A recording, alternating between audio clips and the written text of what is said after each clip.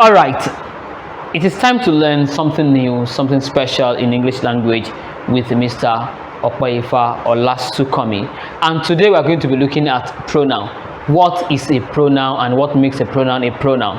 Of course, pronoun is very simple. The definition, if you observe, has not really changed compared to nouns, verbs that we learned in primary school. So the definition is still the same. We have a pronoun is a word used instead of a noun. We use a pronoun to replace a noun. We use pronouns to replace nouns all the time. So let's check some examples of pronouns that we have in English language. What are the examples of pronouns that we have? We have it, we have they. You can mention a lot of them as you can see them to drop in on the screen. Mention them. Yes, they, he, them, myself, something, there, hers, anyone, anybody. These are all examples of pronoun. All these are examples of pronouns. Of course, we have more than these, but they are limited compared to nouns and verbs that are unlimited. So let's move on to types of pronouns.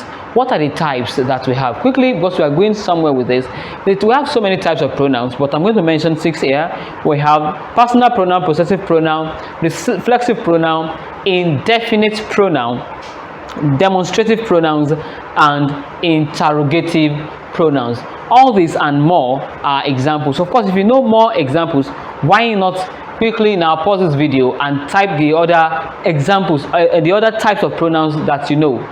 We have the, okay, you are saying reciprocal. Yes, I think I don't have that on the board, and some other ones that you know. Of course, I'll click like if you are very correct with your answer. So let's move on now to what we call pronoun case. Now, just like the way you have your suitcase at home, I wish I have one now. You keep your things in different places. Where you keep your shoes is not where you keep your toothbrush.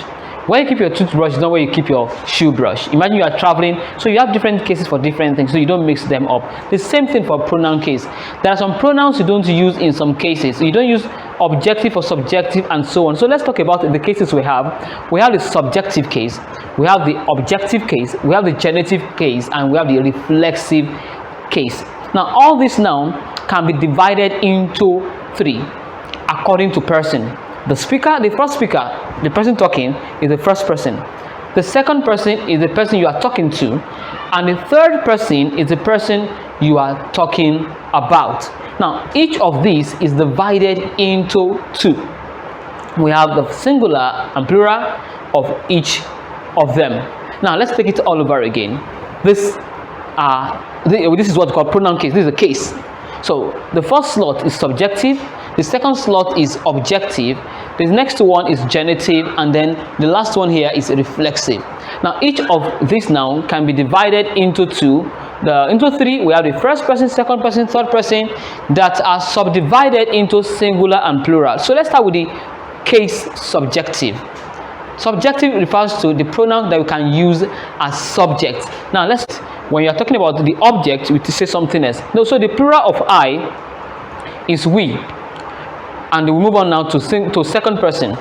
The first person is I and we, the second person is you, and the plural remains you, and the third person is the person you are talking about. Then we have it in 3 according to gender. We have the masculine gender, we have the feminine gender, and we have the neuter gender, he, she, it, and the plural of these 3 is just one, they. Now, all these ones can only be used as subject, not object. I go to the market every day. We went to the zoo on Saturday. You are my friend. You came to my house yesterday. All. She, he, it, ate. Of course, you can say it's food, our food, and the rest. And then they went out with their parents. So all these are at the beginning and at the subject's position in the clause. So let's talk about objective case now. So the objective form of I is me. So when I receives an action, it's no longer I, it becomes me.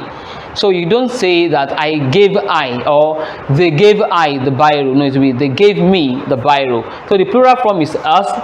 Now go to the second one now. The second person pronoun is you, and the plural form remains you of that. Okay, so it doesn't change. Now the third person is him, her, and it. Okay, they receive the action, and the plural form is them. So let's move to genitive case. Under genitive case, that is the possession. Yes, we have mine. It belongs to me, to you. Something that belongs to you, of course, it's yours. So you say it's mine. Something that belongs to me as a first person speaker, I say it's mine. Okay, that's what we mean. Then we have the plural form of ours. Okay, that means including you and others with you there. Then when you are saying as a first person, you say it's ours.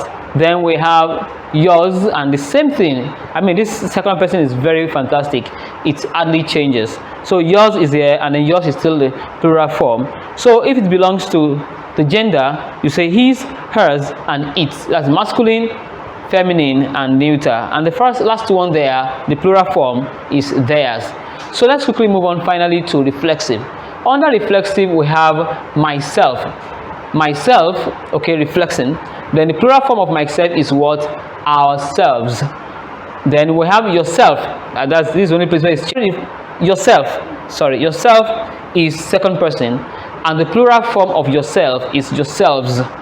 Then we have the third person pronoun, which is himself, herself, and itself. And finally, we have themselves. Mind you, there is nothing like their selves here. We have themselves. So let's consider some rules here now. So the first rule is this: only subjective pronouns can replace nouns functioning as subject. Okay, when you see nouns function as subject, that's those ones acting as subject of the verb. Mr. Bayo, or let's have an example on the board. We have Barnabas and Binta went home. Barnabas and Binta went home. These are the subject. Now let's replace each of them. For instance, now we want to replace Barnabas now. I mean Binta, we will say she. We are going to pick our answer from the subject slot, not the object slot. You remember she is there, so it becomes Barnabas and she went home late, not Barnabas and her. You must have been hearing that Barnabas and her went home late. No, it is not correct. It is Barnabas and she. So let's take another one. Or you say they went home late.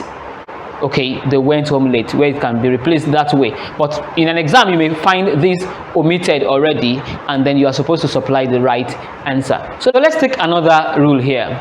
Only objective pronouns can replace nouns functioning as objects of verbs. Now, an example is this: my teacher invited Zita and me. Now let's say this me, my name is Samson, for instance. I say my teacher invited Zita and Samson. Now the right pronoun here won't be I, is me, because Samson is receiving the action invited. It's in the space of object, so we are going to pick an objective case to replace it. It won't be my teacher invited Zita and I. Is wrong. Subjective pronouns, that means pronouns at the subject position, do not come after transitive verbs or prepositions. Now let's look at this one. Now the preposition here is to. Now the pronoun that must come after it must not be subjective. It can be any other one. So here now, we cannot say to we Nigerians. We are supposed to say to us Nigerians, culture is very important. To us Nigerians, culture is very important. So it's correct to say that. Now look at the second one. We say they will share it between. Between is a preposition. Okay, so the pronouns that should come after it should not be subjective. It won't be they will share it between you and I. No, it's wrong. Yes, you and I is correct where it is subject, but now it's an object of a preposition. It will be you and me. You know, this you could be generic, so and it could cause that confusion. You can be subject, you can be object, but here now remember I and me are opposite in that context, so me will be used for the object because it's coming after a preposition and it is not between you and I. Please kindly subscribe to this channel to learn more, and if you want to take a test, check the description. You see a link there. Click on that link and you can take a test on what you have learned today. Till we meet again, enjoy your English class.